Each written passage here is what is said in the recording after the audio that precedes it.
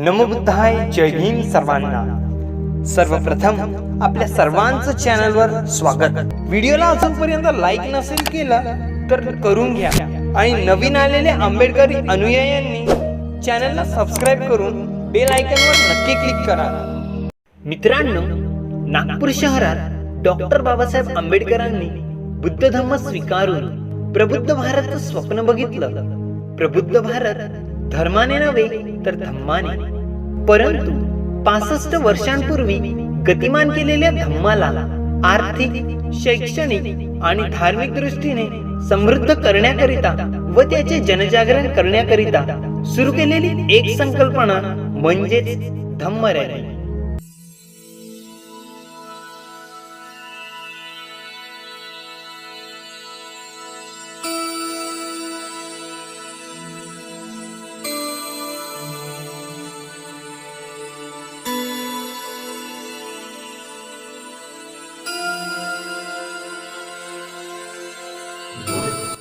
नमो बुद्धाय. जय भीम.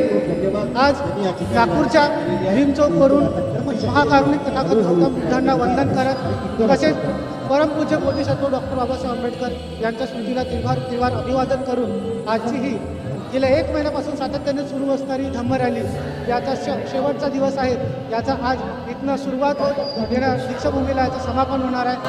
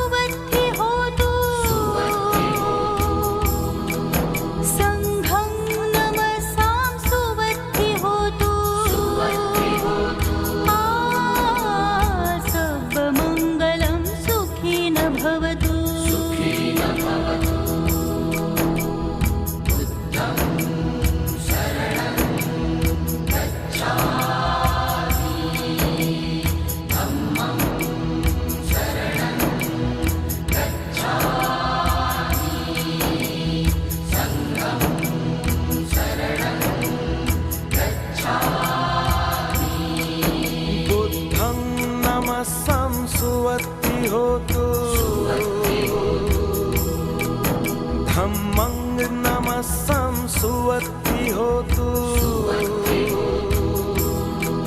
संघं नमस्सं सुवत्ति होतु, सर्वमंगलं सुखी न भवतु.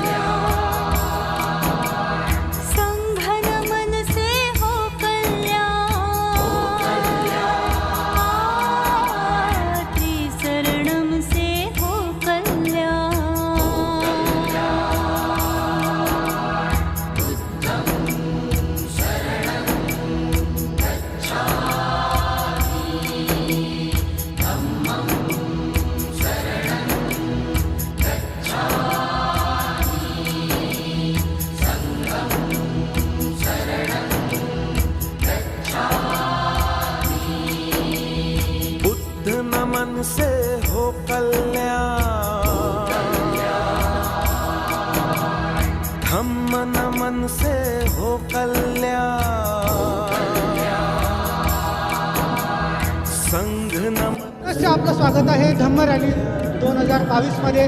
ज्याचा आपण थोड्या वेळ पुढे बघू शकतो थेट प्रक्षेपण जेव्हा आम्ही भीम चौकातून होतो, भीम चौकातून या रॅलीत सुरुवात झाली आणि धम्म रॅली ही भीम चौकातून सरळ जाणाऱ्या रिक्षापर्यंत धम्म रॅलीमधून आपली एक नवीन संकल्पना आपण एक पुढे आणली. तर याच्यामध्ये आपल्या एक मनोगत तुम्ही काय सांगाल आमच्या क्षेत्रातला?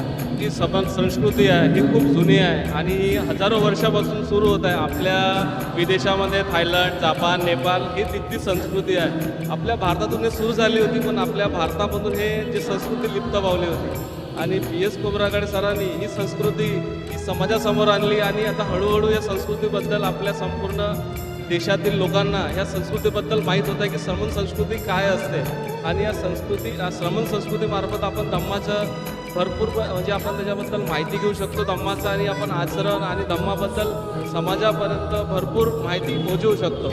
आणि यामुळे आपला जो समाज आहे या समाजामध्ये ते धम्माची जे कुठेतरी एक कमीपणा आहे ते आपण या संकल्पनेमुळे आपण भरून काढू शकतो.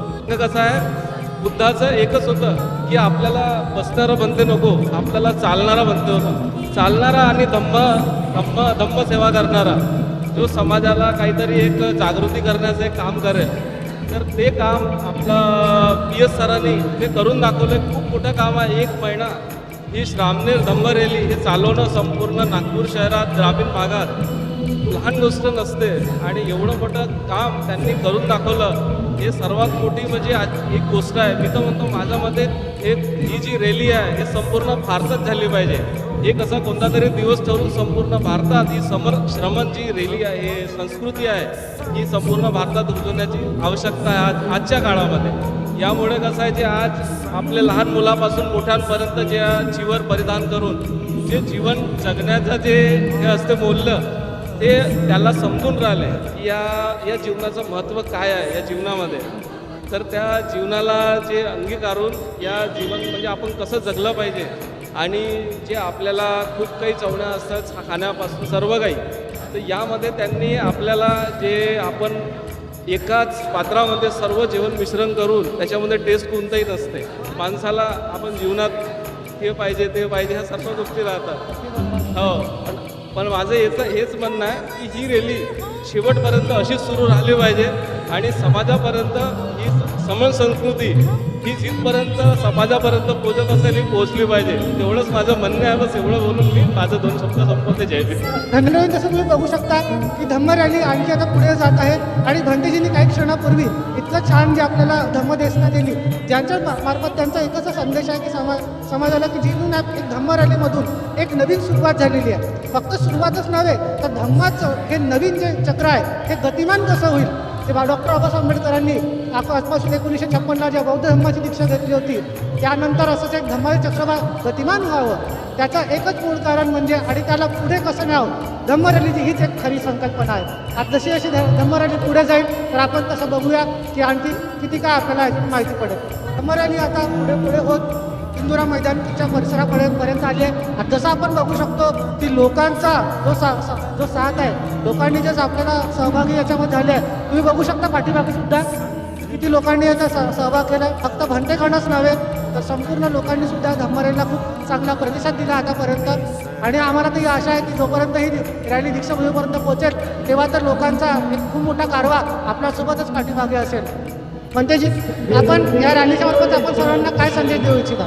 तर धम्मरॅली ही सतत 4 वर्षापासून निघत आहे आणि या धम्मरॅलीचे जे 3 उद्दिष्ट आहे समान संस्कृती, बुद्धिस्ट निवासी पद्धती आणि समाजाची आर्थिक उन्नती या 3 गोष्टीला घेऊनच ही धम्मरॅली समोर चालत आहे. आणि ही जी धम्मरॅली समोर चालत आहे या धम्मरॅलीमध्ये जेवढेही लोक सम्मिलित होत आहेत ते अलग अलग फॅकल्टीमधून अलग अलग जागेवरून आलेले आहेत आणि त्यांना बुद्धाचा धम्म कसा पसरवता येईल आणि बुद्धाचा धम्म कसा लोकांना सांगता येईल या विचाराने लोक तिथे येऊन आलेले आहेत. आणि हा सद्धम्म जेव्हा लोकांनी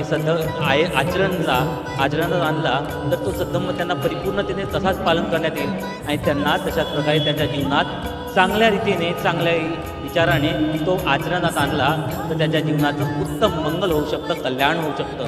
तरी आज ही धम्मरॅलीचा समापन आहे आणि यानंतर कधी धम्मरॅली निघणार नाही, परंतु प्रशिक्षण केंद्र जे आहे केळझर येथे प्रशिक्षण केंद्र भिक्षू संघासाठी आणि श्रामणेरीसाठी चालू होणार आहे. तर माझं असं म्हणणं आहे की जे व्यक्ती किंवा जे उपासक उपासिका आता भिक्षू बनवू शकले नाही परंतु त्यांनी येत्या 17 तारखेच्या नंतर केळझर येथे धम्मपूर केळझर वर्धा येथे तुम्ही जाऊन धम्माचं आचरण करण्यासाठी किंवा धम्माचं आचरण कसं असतं हे शिकण्यासाठी तुम्ही तिथे जाऊ शकता. तिथे भिक्षू किंवा श्रामणे तुम्ही 1 ते 2 दिवसाचे 10 दिवसाचे बनू शकता आणि भगवंताचा धम्म कसा आहे हा तुम्ही आचरण करू शकता आणि तुमच्या जीवनाचं उत्तम मंगल करू शकता. आज या धम्मरेलीतून हाच माझा एक संदेश असेल. सोबतच सर्व धम्मरेलीमध्ये सम्मिलित झालेल्या सर्व लोकांचं मी धन्यवाद देतो की आज बुद्ध पौर्णिमा आहे आणि बुद्ध पौर्णिमा म्हणजे एकच पौर्णिमा नाही तर तिला त्रिगुणी पौर्णिमा म्हणतात. कारण की आजच्या दिवशी महाकारुणी तथागत भगवान गौतम बुद्धाचा जन्मही झाला होता. आजच्या दिवशी त्यांना ज्ञानही प्राप्ती झाली होती आणि आजच्या दिवशी त्यांचं महापरिनिर्वाणही झालं होतं. अशी ही त्रिगुणी महापौर्णिमा आज आहे आणि या त्रिगुणी महापौर्णिमेच्या निमित्ताने ही धम्मरेली निघालेली आहे. आणि हा जनसैलाब जो पाहत आहोत आपण, या जनसैलाबाला पाहिल्यानंतर असं वाटतं काय भगवंताच्या शासनातील जो सद्धम्म चालत होता, जे लोक भगवंतासोबत चालत होते तशा प्रकारचा हा सद्धम्म चालत आहे, सर्व लोक चालत आहे. आणि या रॅलीमुळे लोकांना खरंच मला असं वाटत आहे की या रॅलीमुळे लोकांचं चांगलं होईल. अर्थात आज या बुद्ध पौर्णिमेच्या निमित्ताने अनेक लोक उपासक आणि उपासिका आपल्या विहारातील कामं सोडून इथे धम्मरेलीत आले आणि सम्मिलित झाले. त्यांचं मी मनापूर्वक हार्दिक अभिनंदन करतो आणि धम्मरेलीमध्ये तुम्ही सतत यावं आणि असंच धम्माचं कार्य सर्व लोकांनी करावं. आणि जसं आहे धम्म रॅली हा जो कॉन्सेप्ट यावर्षी आलेला आहे, गेल्या 1 महिन्यापासून तो राबवून राहिला, तर याच्यावरती तुमचं काय मनोगत आले आम्हाला आमच्या जनतेला सांगू इच्छितो. निश्चितच तथागत भगवान गौतम बुद्धांनी जगाला शांतीचा संदेश दिला आणि तो शांतीच्या संदेशाची गरज जगाला आहे. आज जिकडे तिकडे युद्धाच्या बातम्या आपण बघतो, परंतु देशाला किंवा जगाला युद्धाची गरज नाही तर बुद्धाची गरज आहे. आणि बुद्ध आज या वैशाखी पौर्णिमेच्या दिवशी जन्मला आणि नागपूर शहरामध्ये त्या ठिकाणी ही धम्म रॅली एक इतिहासात नोंद होण्यासारखी रॅली आहे. म्हणून आम्ही या ठिकाणी त्या रॅलीचं स्वागत करायला या संविधान चौकामध्ये थांबला.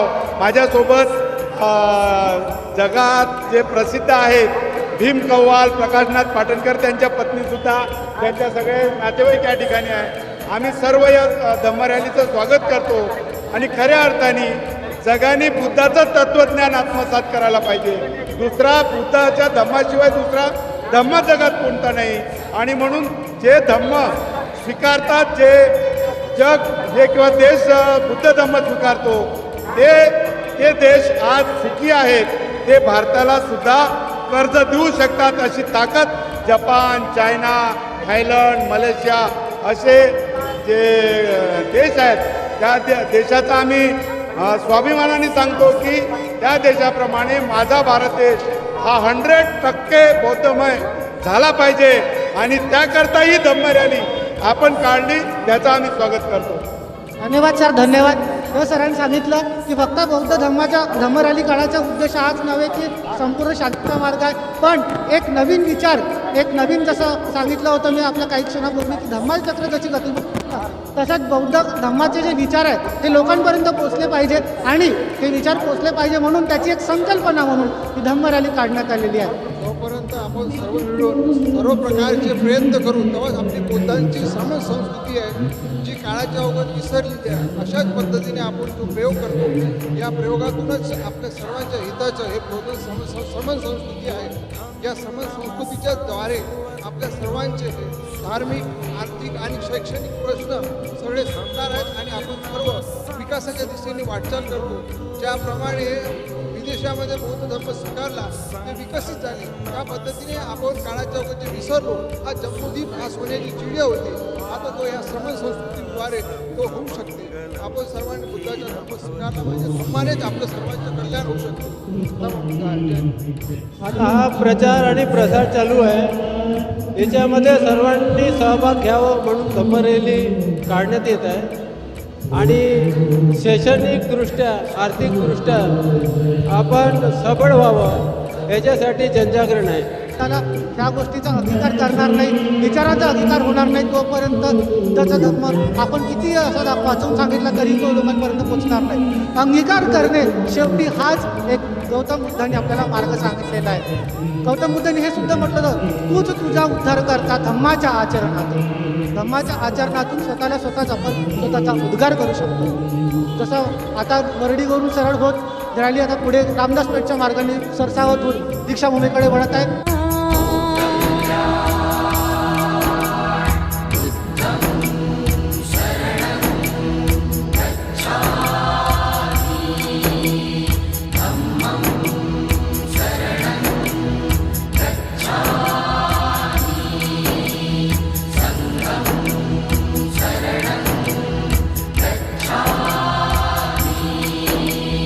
बुद्ध नमन से हो कल्याण,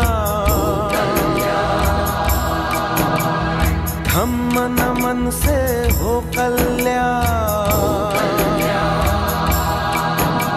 संघ नमन से हो कल्याण, त्रिशरणम से हो कल्याण.